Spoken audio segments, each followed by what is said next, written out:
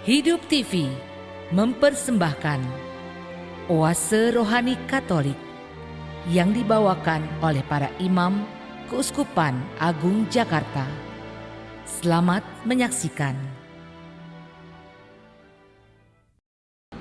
Sahabat rohani Katolik yang terkasih, hari ini adalah hari Rabu Pekan Prapaskah ketiga. Marilah kita mengawali permenungan pada hari ini dengan berdoa. Dalam nama Bapa dan Putra dan Roh Kudus. Amin. Allah Bapa yang Maha Besar, keagungan dan kuasa-Mu sungguh nyata terpatri dalam alam semesta. Engkau mengatur segala-galanya, sehingga semua berjalan dengan teratur, indah dan mempesona. Kami tunduk, kagum dan gemetar melihat karya-Mu yang begitu dahsyat. Perkenankanlah kami menyampaikan puji-pujian, sembah dan hormat atas semua karya tangan-Mu itu. Tak henti-hentinya hati kami berseru, terpujilah nama-Mu ya Tuhan.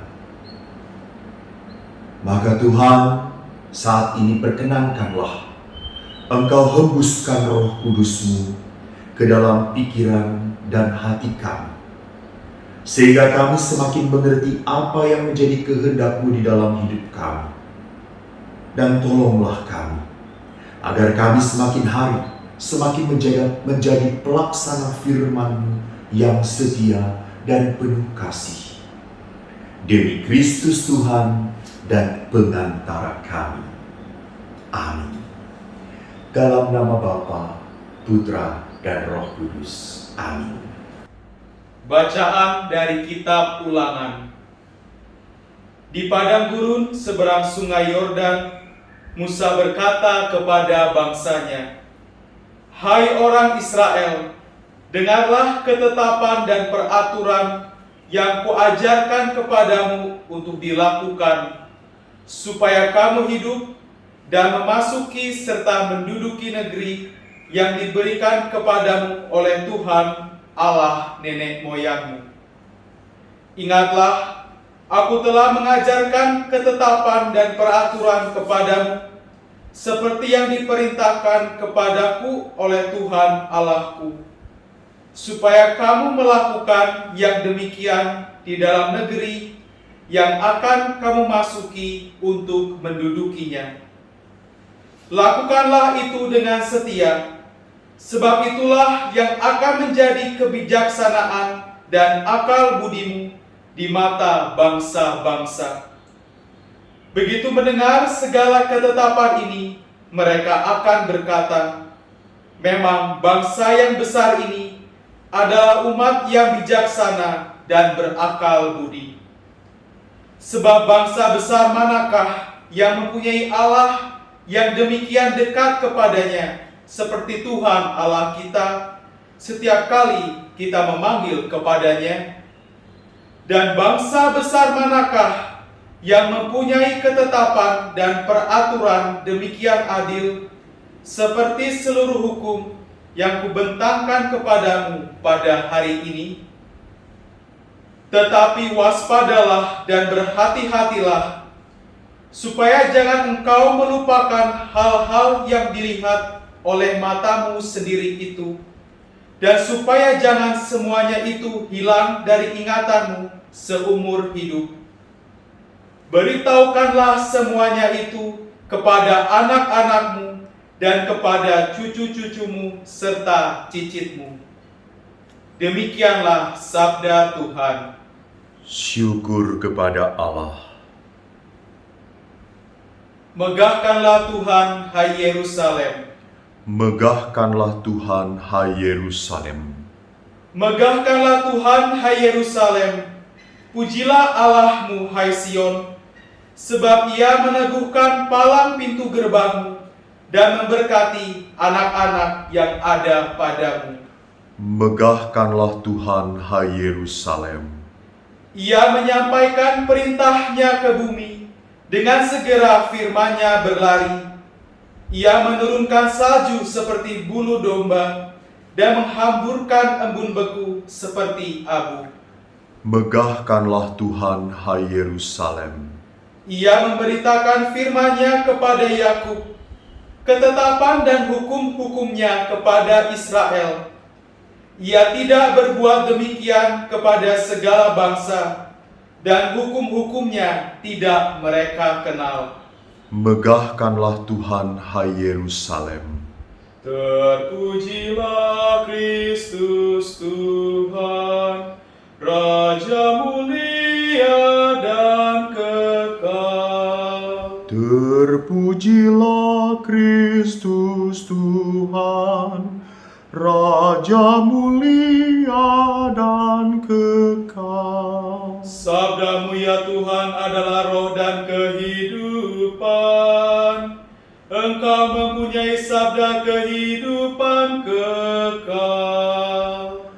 Terpujilah Kristus Tuhan, Raja mulia dan kekal.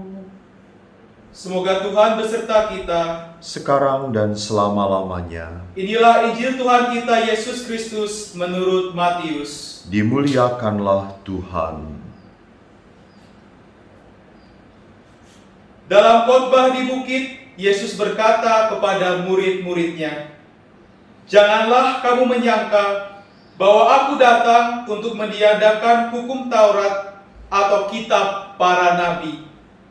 Aku datang bukan untuk meniadakannya, melainkan untuk menggenapinya. Karena aku berkata kepadamu, sungguh, selama belum lenyap langit dan bumi ini, satu iota atau satu titik pun tidak akan ditiadakan dari hukum Taurat sebelum semuanya terjadi. Karena itu, siapa yang meniadakan salah satu perintah Taurat, sekalipun yang paling kecil, dan mengajarkannya demikian kepada orang lain, ia akan menduduki tempat yang paling rendah di dalam kerajaan surga. Tetapi siapa yang melakukan dan mengajarkan segala perintah Taurat, ia akan menduduki tempat yang tinggi di dalam kerajaan surga." Demikianlah Injil Tuhan. Terpujilah Kristus.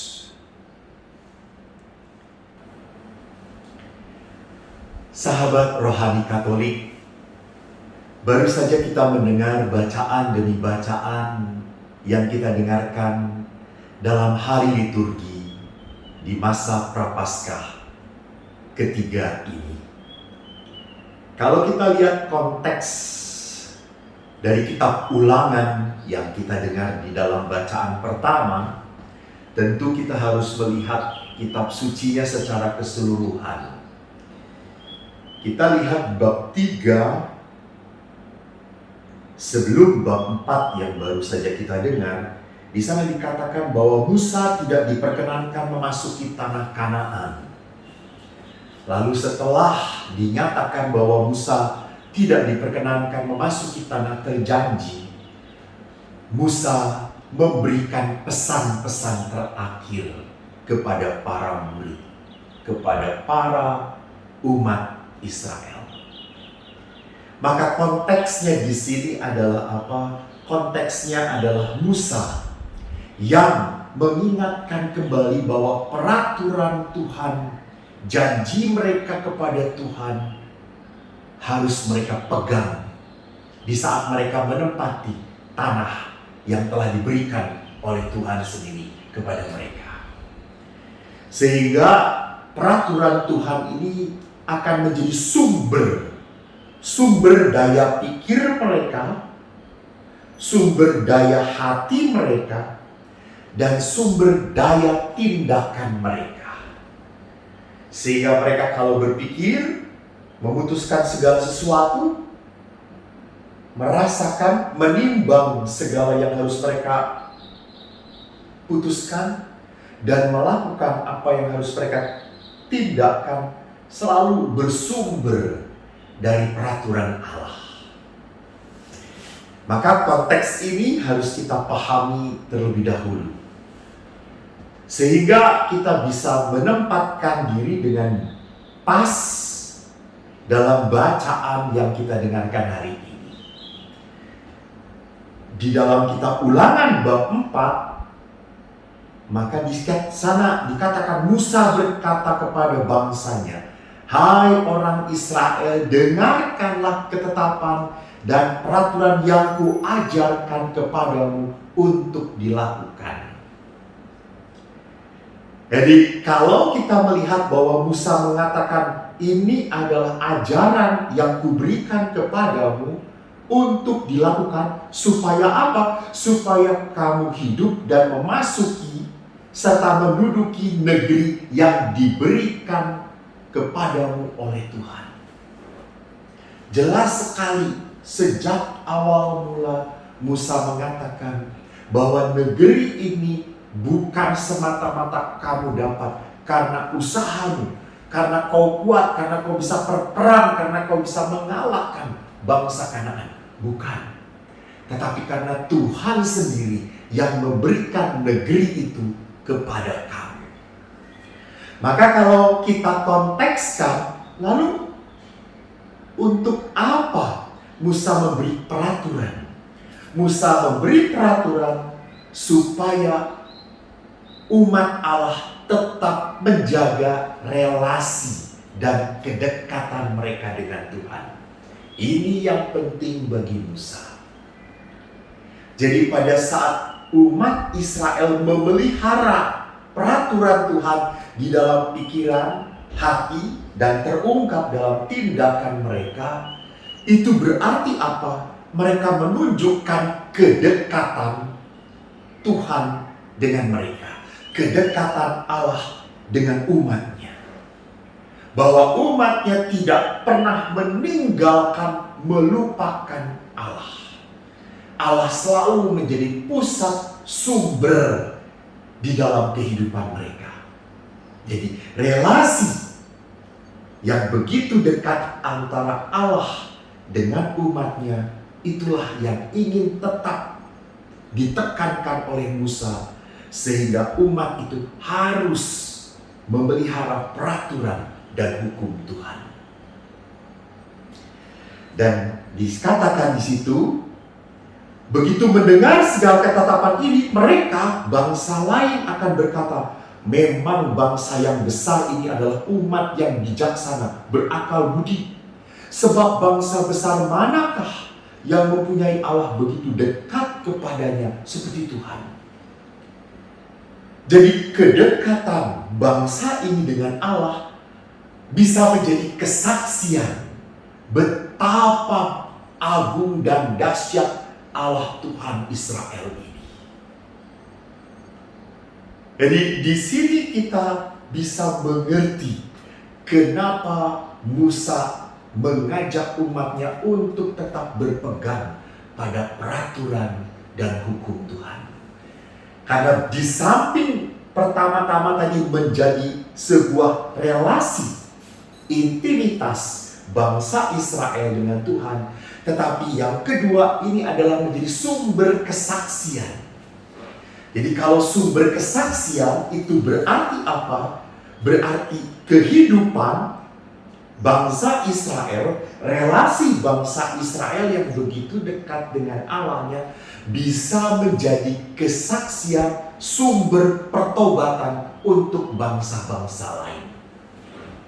Jadi relasi ini menjadi pewartaan kepada bangsa-bangsa lain, sehingga bangsa-bangsa lain sungguh mengagumi, bukan mengagumi bangsa Israel, tetapi sungguh mengagumi betapa Allah dan Yahweh dari bangsa Israel ini peduli dan memelihara mereka.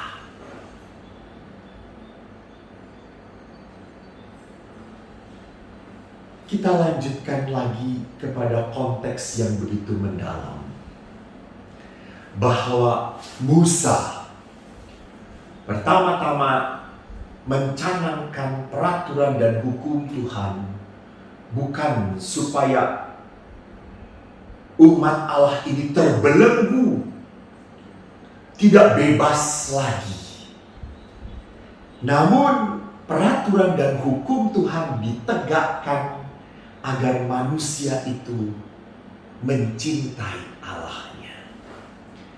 Jadi hal yang ketiga yang saya bisa lihat di sini, bahwa bangsa ini akhirnya melihat peraturan dan hukum Tuhan bukan menjadi peraturan dan hukum yang dari luar untuk dirinya sendiri, tetapi hukum dan perintah Allah ini akhirnya terinternalisasi masuk ke dalam hati mereka, sehingga mereka melakukan peraturan dan titah Tuhan ini sungguh dengan sebuah rasa kesadaran akan cinta mereka kepada Allah. Maka di ayat 6 tadi ini, lakukanlah dengan setia, sebab itulah yang akan menjadi kebijaksanaan dan akal budimu di mata bangsa-bangsa. Musa menekankan bahwa peraturan-peraturan ini sekali lagi bukan untuk menghambat, memperberat kehidupan bangsa Israel, bukan. Tetapi peraturan dan hukum Tuhan ini untuk menunjukkan rasa cinta bangsa Israel kepada Allahnya, kepada Yahweh-nya. Jadi kita bisa melihat bagaimana Musa sangat mengingatkan bangsa Israel kepada apa yang sudah diterima Musa sendiri melalui 10 perintah Allah, dan akhirnya ini semua harus dijabarkan di dalam kehidupan mereka.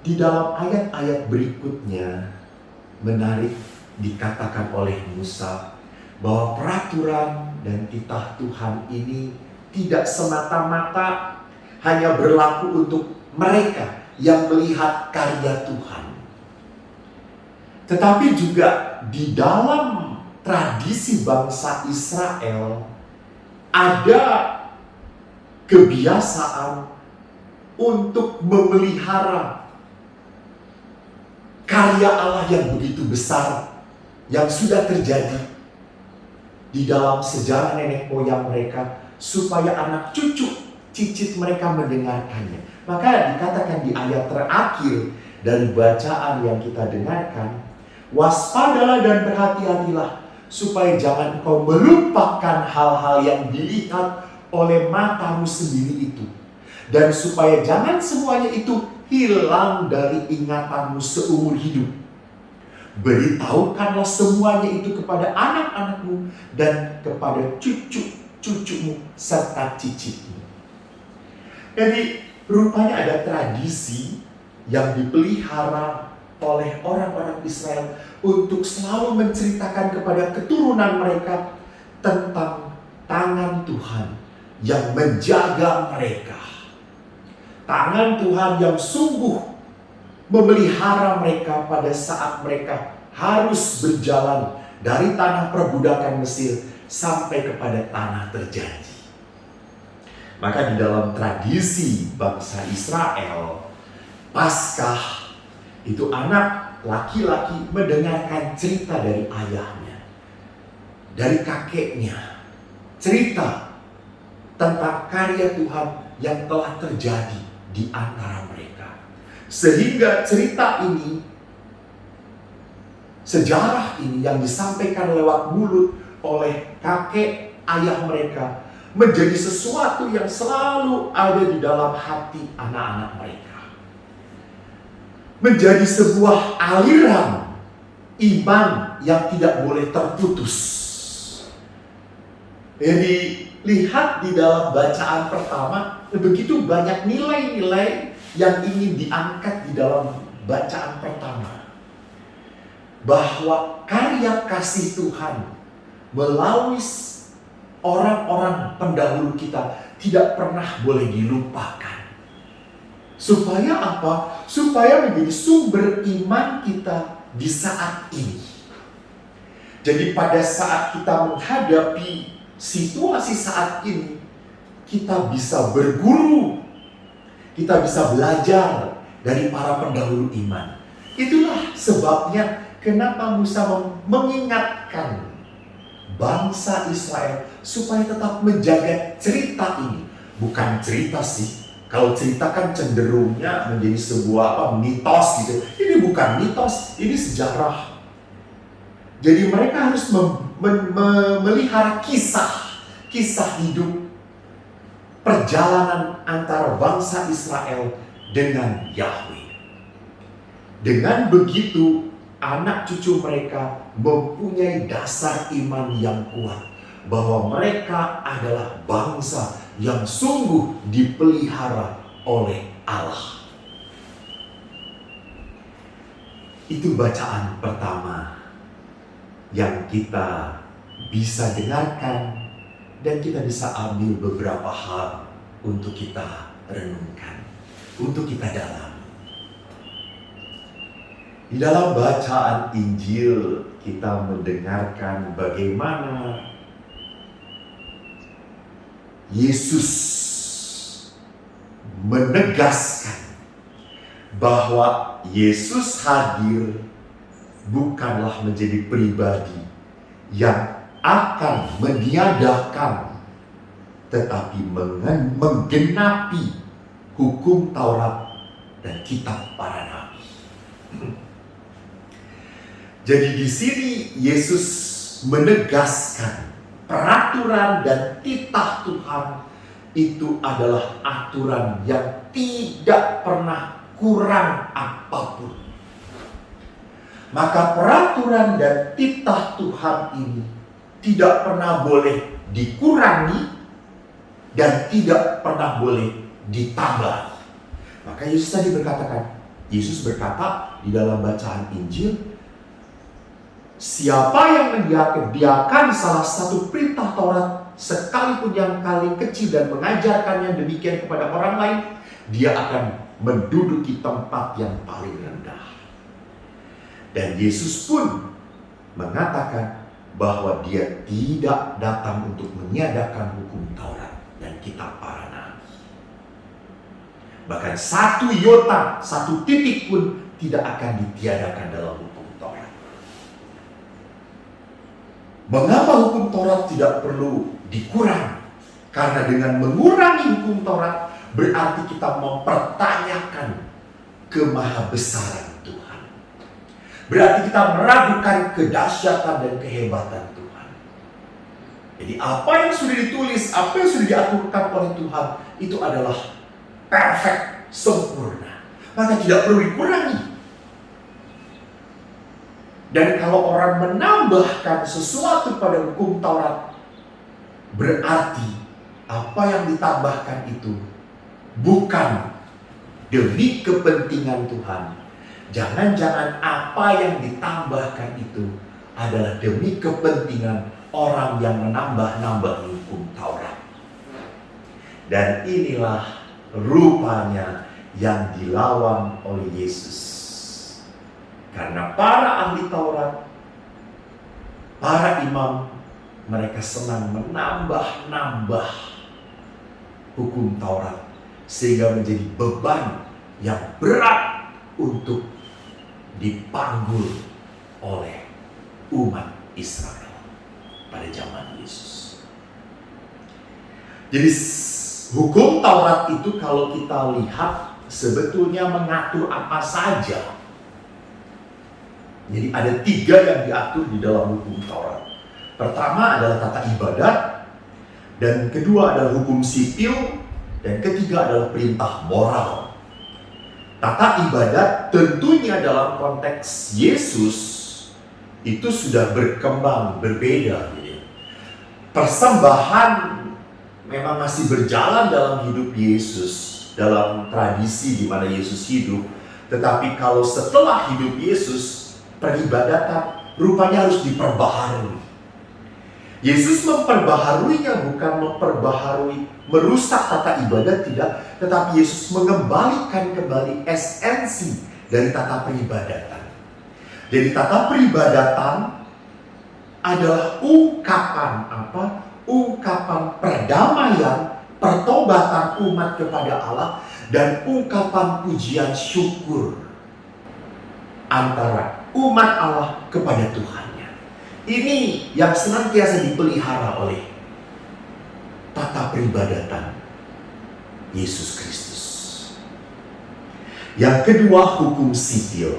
Kita bisa melihat bahwa Yesus adalah orang yang begitu taat dalam tindakan sehari-harinya. Ia membayar pajak. Ia tidak pernah menjadi pemberontak. Ia tidak pernah melawan. Ia hanya hidup bagaimana supaya orang-orang ini tetap hidup di dalam kebenaran. Tidak di dalam tipu-tipu yang dilakukan oleh orang-orang Farisi, ahli Taurat, dan para imam-imam. Yang ketiga, perintah moral. Inilah yang membuat Yesus begitu banyak sering bertentangan dengan para ahli Taurat. Karena Yesus begitu menegaskan moralitas. Moralitas itu berarti apa?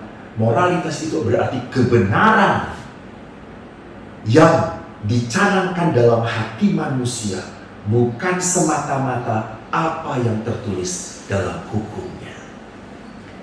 Maka saudaraku yang terkasih, kalau kita berbicara tentang hukum Tuhan, kita berbicara tentang hati kita. Kita berbicara tentang kehidupan kita. Apakah kita menjadi umat Allah yang hanya puas, yang hanya tenang dengan mengikuti apa yang harus kita lakukan di dalam tata kehidupan begitu saja, tanpa hati, tanpa kasih, tanpa rasa pengabdian? Atau kita menjadi orang yang sungguh pertama-tama ada sengatan cinta Allah di dalam hati kita, ada api kasih yang begitu membara dalam hati kita, sehingga setiap tindakan puji-pujian kita, ibadah kita selalu menjadi ungkapan kasih hati yang merindukan dan mencintai Allah.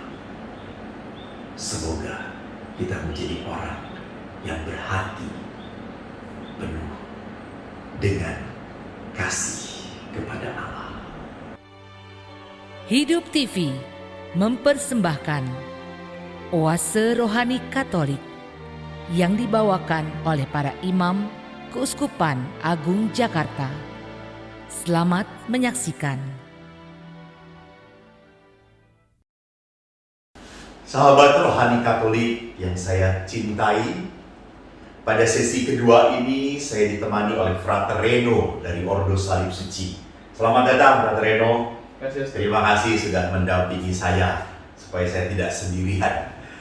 Saudara-saudara, di sesi kedua kita akan lebih melihat bagaimana aplikasinya dari bacaan-bacaan yang baru saja kita dengarkan.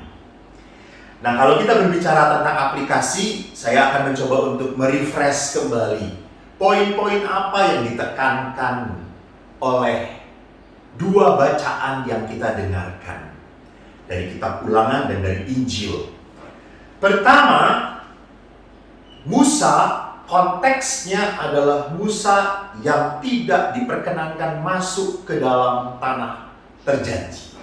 Maka Musa mengingatkan kembali apa yang sudah diajarkan oleh umatnya kepada mereka. Jadi yang paling utama adalah peraturan dan hukum Tuhan harus dipegang oleh umat Allah di saat mereka tinggal di tanah terjanji. Memegang peraturan dan hukum Tuhan ini adalah cara manusia untuk mempertahankan relasi manusia dengan Allah.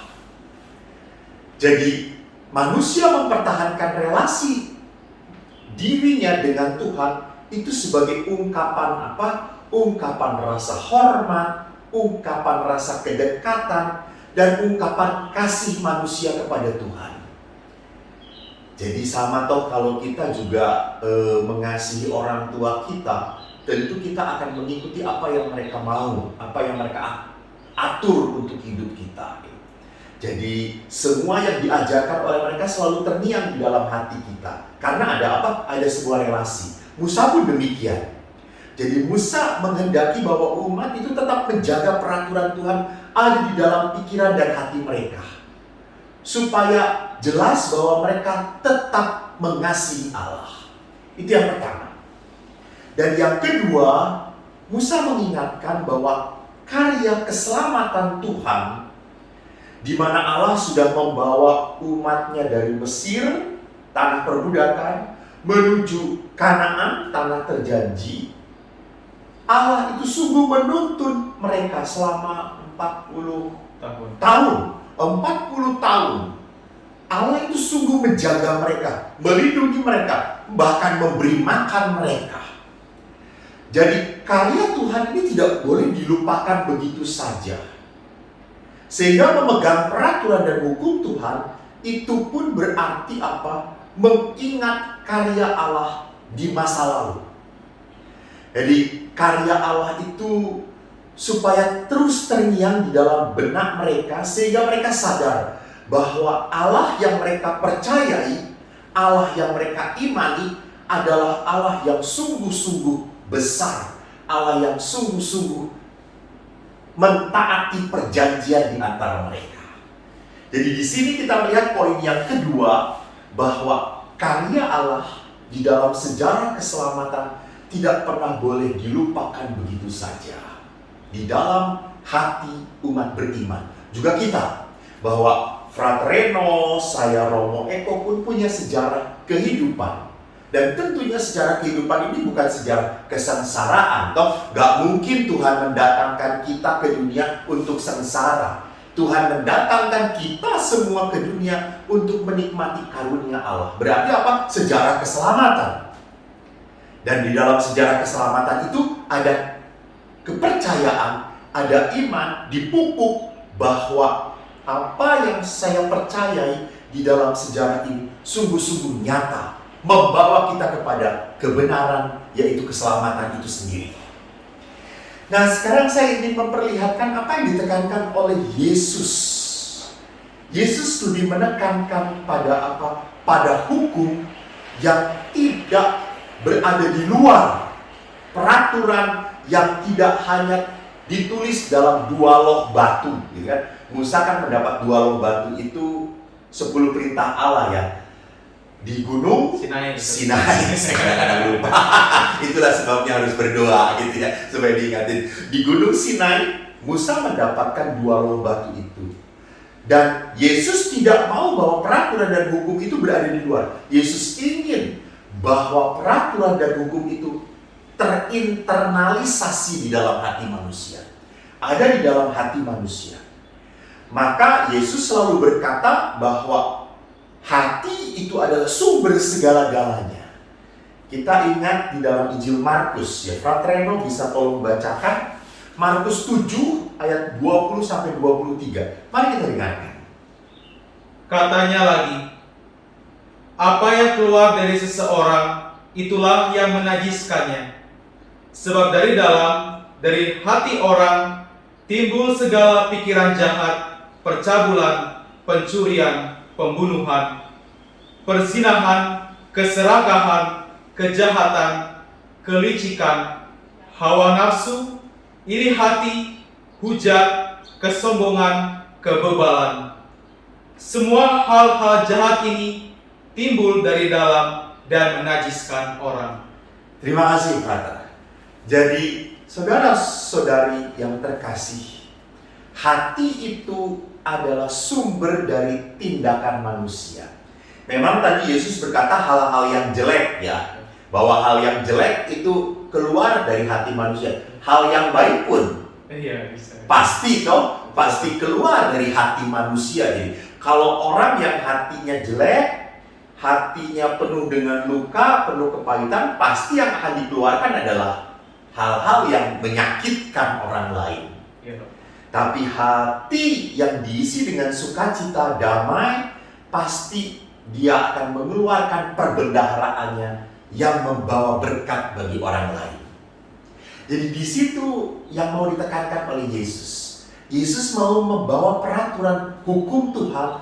Tentunya kalau hukum Tuhan itu adalah hukum kasih ya. Hukum kasih itu masuk ke dalam hati manusia.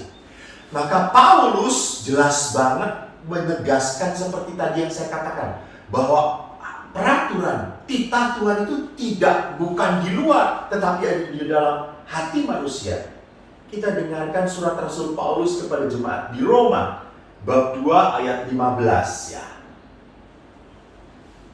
Sebab dengan itu mereka menunjukkan bahwa isi hukum Taurat ada tertulis di dalam hati mereka, dan suara hati mereka turut bersaksi, dan pikiran mereka saling menuduh atau saling membela. Terima kasih, brother. Lihat saudara-saudariku, bahwa Rasul Paulus pun menekankan bahwa isi hukum Taurat ada tertulis di dalam hati mereka, dan suara hati mereka turut bersaksi. Jadi di sini pentingnya kita mencoba untuk melihat kembali bahwa aturan-aturan yang diberikan oleh Allah kepada manusia bukanlah peraturan yang membebani. Kan kalau dari luar gitu ya, sesuatu yang membebani. Tetapi kalau dari dalam itu kan menjadi sebuah tindakan, ungkapan hatinya. Seperti Fratereno kalau memakai jubah Orde Salib Suci, apakah ini karena peraturan berbeban sehingga saya memakai jubah ini atau bagaimana? Ya, Romo Eko dan saudara-saudari terkasih dimanapun Anda berada, kalau saya sendiri merasakan bahwa mengenakan jubah atau habitus merupakan bagian dari identitas diri saya, bagian dari penghayatan hidup saya, bahwa jubah yang saya kenakan itu bukan sekedar keren, bagus ya, berwarna-warni, tetapi memiliki makna di bagiannya yang saya coba untuk hayati, hidupi, wujudkan dalam tindakan, kata-kata, pikiran saya, dalam kehidupan saya sehari-hari. Jadi ini adalah wujud bahwa saya mau menggenggam identitas saya, menggenggam identitas, dan menggenggam identitas itu pun kalau dengan demikian apakah membatasi, memberatkan hidup saya atau tidak? Justru sebaliknya, Romo, membuat hidup saya menjadi semakin penuh, semakin hidup ya, dengan menghayati identitas saya. Saya merasa bahagia dengan hidup saya dan bisa semakin berkembang baik dalam penghayatan iman maupun perwujudan iman itu dalam kehidupan saya sehari-hari. Karena Frater sudah memilih gitu ya, sudah memilih identitas ini, maka saya akhirnya mencoba untuk melibatkan, memasukkan identitas ini ke dalam diri saya sendiri gitu ya. Oke, jadi di sini saudara-saudariku kita bisa melihat bahwa yang terpenting di dalam kehidupan manusia itu peraturan. Dan di dalam peraturan juga ada penghayatan. Gitu? Kan itu kan dua hal yang berbeda toh. Orang hafal peraturan lalu menghayati. Nah, sekarang kalau boleh kita lihat, kenapa sih di dalam hidup komunitas, di dalam hidup bersama, bahkan hidup relasi, kita butuh peraturan ya? Kenapa kita membutuhkan peraturan? Frater punya pandangan apa yang bisa dibagikan untuk umat kita? Ya, baik Romo.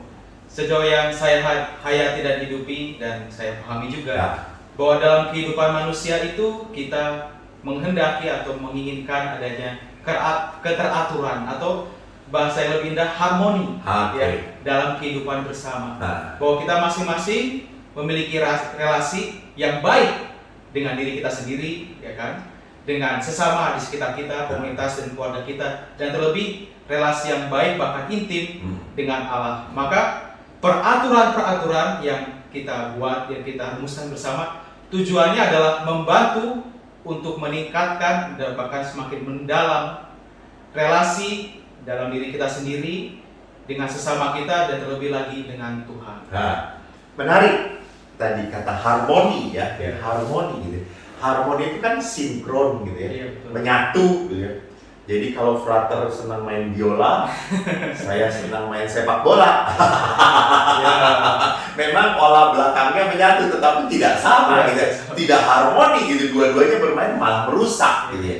Jadi menarik bahwa peraturan itu dibuat supaya relasi itu menjadi harmonis. Jadi, apalagi kita mengenal di dalam Keluaran dikatakan bahwa ada perjanjian antara Allah dengan umat Israel. Aku akan menjadi Allahmu dan kau akan menjadi umatku. Jadi ini perjanjian yang dipeliharanya, dijaganya lewat apa? Peraturan. Lewat peraturan. Perjanjian ini diatur supaya harmonis melalui peraturan. Jadi memang kita bukan berarti kalau begitu nanti jangan-jangan Tuhan juga ngaco ya, ngawur. Nggak mungkin lah ya. Itu pikiran yang terlalu frontal, bukan out of the box lagi deh, out of control. Mengalirnya terlalu jauh gitu. Peraturan itu tentunya untuk mengatur siapa? Manusia ya, manusia, kita semua. Kenapa? Karena manusia itu kan tendensinya, maaf dalam tanda petik, nalurianya seringkali naluriah yang brutal, yang lari kemana-mana gitu, yang tidak jelas, yang liar, yang liar. Maka supaya keliaran itu menjadi harmonis, dibutuhkan sebuah peraturan. Good, bagus. Jadi saudara rohani Katolik yang terkasih, bahwa peraturan itu jangan dilihat sebagai sesuatu yang membebani, memberatkan. Justru untuk menjaga harmonisasi, menjaga relasi yang lebih baik, relasi saling mengasihi, memelihara dan menghormati, maka perlu harmoni. Jadi, perlu di situ ada aturan. Nah, sekarang kalau tadi kan saya sudah berkata di antara peraturan dan penghayatan, mana sih yang lebih penting? Orang hafal, tahu peraturan itu, atau yang penting menghayati? Karena gini, contohnya gitu ya. Kan ada anak-anak muda ya yang sekarang notabene agak malas bisa offline ya. Di gereja. Lalu mereka berkata, ya bisa online juga sama lah, kita bisa duduk-duduk di sini kan, bisa komuni batin dan seterusnya gitu ya. Yang penting kan saya menghayati. Walaupun peraturannya mereka sudah boleh ke gereja gitu. Tapi mereka berkata, yang pentingnya saya penghayatan, kan saya lebih menghayati di sini. Menurut frater bagaimana pola pikir seperti ini gitu ya? Baik, bagi saya sendiri bahwa kita perlu kembali ya, kalau dikatakan meluruskan mungkin terlalu frontal ya, mungkin memberikan atau mengembalikan kembali ya, terutama yang konkret anak muda ini pada makna sejati dari Ekaristi ya, bukan semata-mata kehadiran offline atau online, tapi sejauh manakah Ekaristi itu memampukan kita untuk semakin menghayati persatuan ya dengan sesama umat Allah dan terlebih lagi dengan Tuhan. Ya kalau ya maaf kalau merasa bahwa bisa online ya dengan duduk di rumah dan menyaksikan di hadapan smartphone, TV atau komputer dirasa tanda kutip cukup, ya mungkin pribadi tersebut harus kembali merenungkan kembali, apakah cukup hanya dengan menonton perayaan Ekaristi tetapi tidak benar-benar sungguh-sungguh terlibat di dalamnya, ya kan? Ya karena kan namanya online pasti berjarak, gereja di mana, rumah di mana. Maka ya itu kita perlu kembali menanyakan terlebih pada kaum muda, sejauh mana saya melibatkan diri di dalam perayaan Ekaristi yang sudah berlangsung. Jangan-jangan nonton misa terus adik-adiknya pada seliweran ya, ibunya pada terlalu banyak yang termengganggu. Ya, terlalu banyak distraksi. Ya, itu dia. Jadi seperti pacaran gitu. Kalau kita kembalikan lagi ya kepada anak muda waktu pacaran. Silakan kamu pacaran senang online atau offline. Ya bisa. Terasa bedanya. Gitu. Kalau secara online kan nggak ada sentuhan, nggak ada pegangan, nggak ada kehangatan, nggak ada chemistry gitu ya. Nggak ada kayak kita kayak kenal pacaran saja. Ya hidup komunitas juga. Ya betul. Hidup berkomunitas pun akan menjadi kaku, frigid ya, dingin. Kalau kita cuma fraterno di kamar, di kamar, asik masing-masing, tidak ada sebuah kehangatan. Maka peraturan dan penghayatan rupanya akhirnya menjalankan peraturan dan penghayatan dua hal yang tidak bisa kita pisahkan ya. Kita tidak bisa menjelekkan peraturan, butuh kan demi harmoni ya. Tetapi di dalam menjaga peraturan pun, di dalam menindaki, melakukan peraturan pun harus ada sebuah penghayatan. Jadi karena dalam penghayatan itu muncullah tadi yang dikatakan oleh Yesus, sebuah hati. Kita menunjukkan rasa kasih, kita menunjukkan rasa sayang, kita menunjukkan kesungguhan kita, cinta kita kepada Tuhan. Nah, jadi kita sudah menapaki satu demi satu bagaimana kita mencoba untuk mengangkat bacaan-bacaan hari ini di dalam kehidupan kita tentang peraturan dan penghayatan. Dan ada satu hal yang ingin saya ingatkan kembali. Tadi di ayat terakhir, sewaktu kita mendengarkan Injil, dikatakan oleh Yesus apa? Di dalam ayat terakhir, melakukan dan mengajarkan segala perintah-perintah hukum Taurat. Lihat, melakukan dan mengajarkan. Biasanya kan kita ditekankan di dalam gereja menjadi pendengar dan pelaku firman. Sekarang Yesus memberikan ide lain rupanya, menjadi pelaku dan pengajar atau pewarta firman dia. Kalau mendengarkan hal ini, apa yang muncul di dalam pikiran frater? Baik, Bro. Kalau mendengarkan firman ini, saya jadi teringat sebuah pepatah Latin ya. Oh, keren ya. keren. Waktu kuliah baru selesai. Jadi apa? Dalam pepatah Latin dikatakan verba docent exempla trahunt. Artinya apa? Ya namanya verba, kata-kata itu docen, mengajar. Ya kan, ya dosen pasti mengajar. Tapi exempla, keteladanan hidup itu trahunt, menggerakkan. Ya kan, misalnya kita lihat contoh konkret Romo Eko ini ya. Ya memang perkataan beliau di mimbar ya, bahkan dalam berbagai forum benar-benar bisa yang membuat kita memiliki pandangan baru atau terhadap makna baru terhadap sabda yang sedang kita renungkan. Tapi keteladanan hidup beliau, hidup berkomunitas, pelayanan yang total kepada umat, nah itu ya yang menjadi inspirasi yang menggerakkan kita untuk lebih menghayati iman kita. Jauh lebih daripada kata-kata Romo. Berarti teladan itu yang lebih penting ya. Jadi tadi bukan pewartaan tentang saya ya, ini pewartaan tentang Kristus. Contoh saja. Ya, contoh. Terima kasih, Frater. Jadi saudaraku, menarik sekali bagaimana pelaku dan pewarta firman. Seringkali di dalam gereja Katolik, umat Katolik itu pada saat dikatakan, hayo, kalau kita harus menjadi pewarta.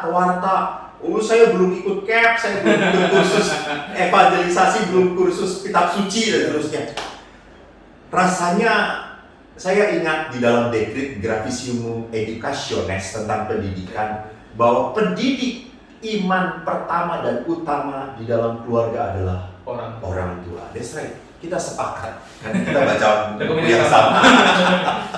Jadi pendidik yang pertama dan utama tentang iman bagi anak-anak adalah siapa?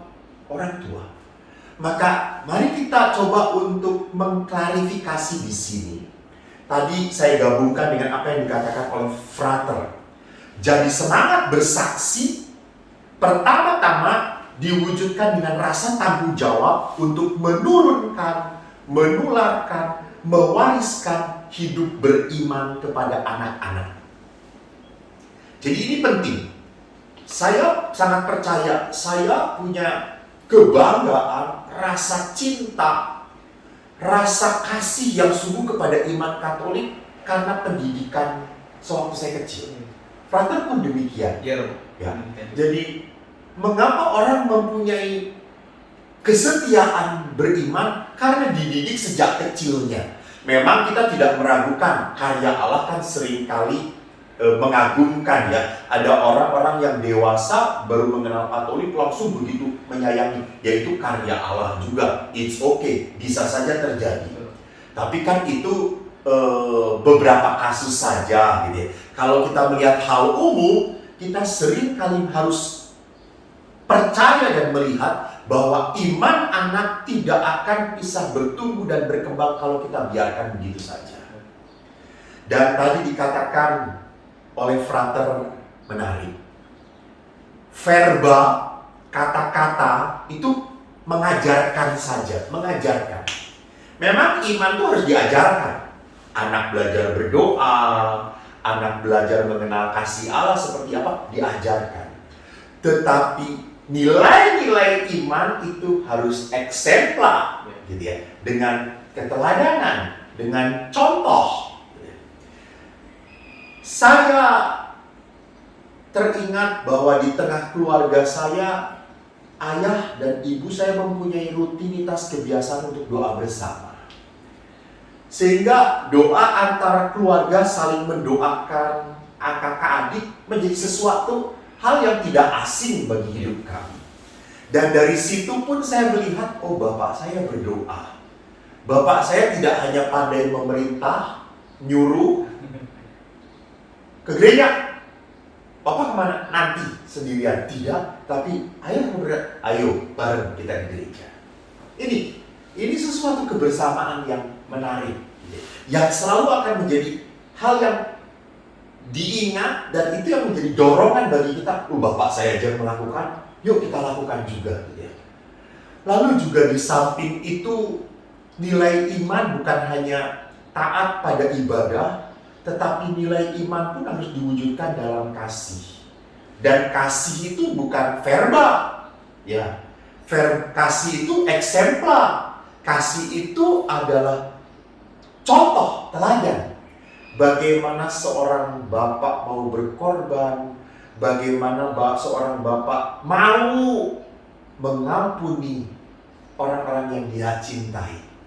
Pernah nggak punya pengalaman, frater, bahwa ada sebuah pengalaman di tengah keluarga, apapun pengalamannya tentang nilai iman, kasih, harapan, yang membuat itu semua mendorong frater untuk do something. Saya harus seperti mereka. Iya Romo. Jadi kalau dalam keluarga saya memang tepat dikatakan Romo bahwa saya pun merasakan keteladanan yang luar biasa dari papa saya. Ya, papa saya pernah jadi seorang prodiakon, dan pada suatu kesempatan saya diajak oleh beliau bersama dengan adik saya untuk memberikan komuni kepada seorang yang sudah tua, ya, nenek-nenek yang sudah tidak sanggup lagi untuk ke gereja. Dan beliau membela-bela, ya, menyediakan waktu, tenaga, bahkan ya transportasi, ya, hanya untuk datang kepada nenek itu, ya, membacakan firman Tuhan, menjelaskan renungannya berdasarkan homili yang dia dengar saat misa, lalu kemudian memberikan komuni dan peneguhan kepada nenek tersebut, ya, sehingga dia tetap semangat dan sehat di masa tuanya. Nah, itu salah satu contoh konkret yang menggerakkan saya untuk juga melakukan yang sama, memberi pewartaan dengan cara saya sendiri, tentu saja. Sesuai dengan panggilan. Ya. Jadi energi untuk mewartakan itu rupanya muncul dari sebuah keteladanan. Jadi saudara rohani Katolik yang dicintai oleh Tuhan, mari kita membangun semangat keteladanan di tengah keluarga kita. Bahwa firman Allah itu akan menjadi sebuah atmosfer keluarga yang membangun iman, harapan, kasih kalau dimulai dari keteladanan melalui orang tua mereka. Jadi para orang tua, jadilah teladan yang terindah bagi anak-anak Anda. Dan apa yang Anda teladankan kepada mereka akan selalu terbayang-bayang sampai kapanpun di dalam benak dan hati anak-anak Anda. Mari kita tutup permenungan kita ini dengan doa. Dalam nama Bapa dan Putra dan Roh Kudus. Amin. Allah Bapa kami yang penuh dengan belas kasih, dalam perjalanan sejarah hidup manusia, Engkau menunjukkan tangan kasih dan kepedulian pada kami semua. Berkali-kali kami gagal untuk setia berpegang pada perintah-Mu, namun Engkau senantiasa memberi kesempatan pada kami untuk kembali padamu. Kami bersyukur atas kemurahan yang begitu besar pada kami semua. Kami mohon ulurkan tangan-Mu senantiasa. Tuntun kami di saat kami menapaki jalan kehidupan di dunia ini yang sering menjebak, menjatuhkan kami. Kami percaya bersama-Mu kami tiada akan tersesat. Kami tidak akan goyah. Kami akan selalu berani untuk tetap kembali tegak berdiri, sebab Engkau Allah kekuatan kami. Kami haturkan seluruh pujian dan harapan kami bersama Kristus Tuhan yang hidup dan berkuasa kini dan sepanjang masa. Amin. Tuhan bersamamu. Dan bersama rohmu. Saudara sekalian, kita semua dibimbing, diberkati oleh Allah yang Maha Kuasa, Bapa dan Putra dan Roh Kudus. Amin. Fratereno, terima kasih banyak Terima kasih, Romo. sudah menemani saya Baik, Romo. sehingga perjalanan sesi kedua ini semakin hidup, Ya. semakin menarik. Terima kasih ya, Frater. Sama Romo. Saudara sahabat rohani Katolik yang dicintai Tuhan, terima kasih atas kebersamaan kita. Kita diberkati Tuhan selalu. Amin. Amin.